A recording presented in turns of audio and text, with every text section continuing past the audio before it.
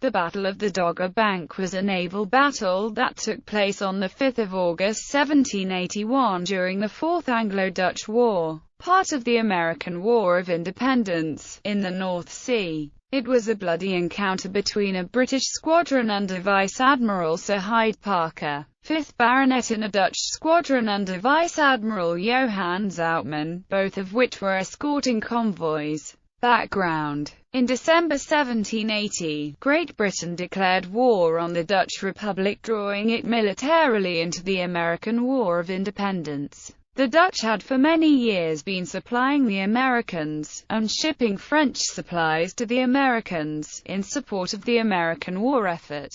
The opening of hostilities with the Dutch meant that Britain's trade with countries on the Baltic Sea was potentially at risk, and that the British had to increase protection of their shipping in the North Sea. In order to accomplish this, the British began blockading the Dutch coast to monitor and intercept any significant attempts to send shipping into or out of Dutch ports, and began to protect merchant shipping convoys with armed vessels. The Dutch were politically in turmoil, and were consequently unable to mount any sort of effective actions against the British. The result of this inaction was the collapse of their economically important trade. It was finally decided that a merchant fleet had to be launched. On 1 August 1781, Admiral Johann Zoutman led a fleet of some 70 merchantmen from the Texel, protected by 7 ships of the line as well as a number of frigates and smaller armed vessels. Admiral Hyde Parker was accompanying a convoy of ships from the Baltic when he spotted the sails of the Dutch fleet at 4 a.m. on the morning of 5 August.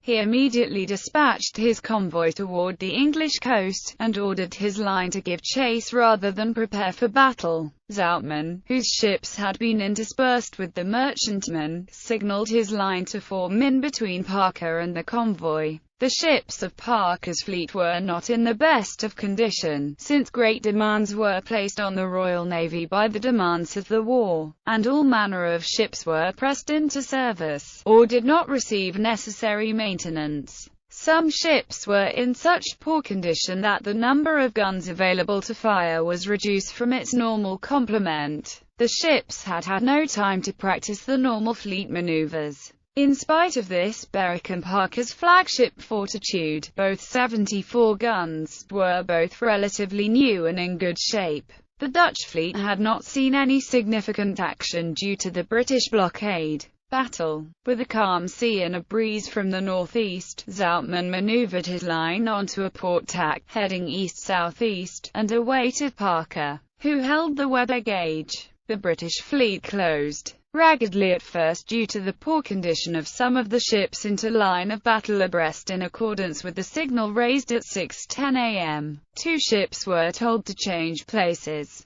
which led to a mistaken place, the Dolphin against one of the largest Dutch ships, and the Bienfaisant without an opponent. When Parker raised the battle flag shortly before 8 a.m. for close action, the British fleet moved closer. Surprisingly, the Dutch ships did not fire a shot as the British approached until the 2 fleets were about half a musket shot apart. Zoutman then also raised his flag, and when both commanders raised red flags at the same time, to signal the commencement of firing, opened fire, raking the Fortitude with the broadside. Close action ensued, lasting for 3 hours and 40 minutes. Around mid-morning, the Dutch merchantmen moved away from the action and headed back to the Texel. At 11:35 a.m. Parker gave the signal to reform in his line as the ships had become unmanageable, which dropped to leeward and limped away from the Dutch. Casualties on both sides were high, considering the number of ships involved. The British claimed 104 killed and 339 wounded, while the Dutch claimed 142 killed and 403 wounded.